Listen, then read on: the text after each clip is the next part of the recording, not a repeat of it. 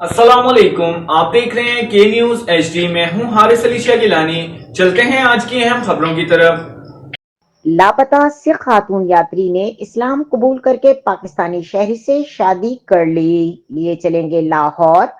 पाकिस्तान में बाबा गुरु नानक के जन्मदिन की यात्रा के लिए भारत से आने वाले जत्थे में शामिल सिख खातून सरबजीत कौर ने इस्लाम कबूल करके एक पाकिस्तानी शहरी से शादी कर ली।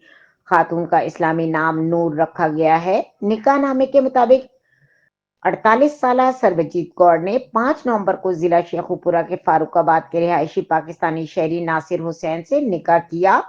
निकाह में 10,000 रुपए हक महर दर्ज हैं जो अदा किया जा चुका है।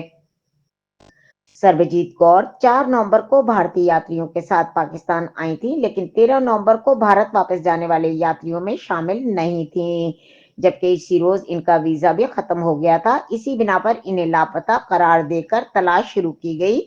ताहम बादअज़ां मालूम हुआ कि खातून ने इस्लाम कबूल करके पाकिस्तानी शहरी से शादी कर ली है।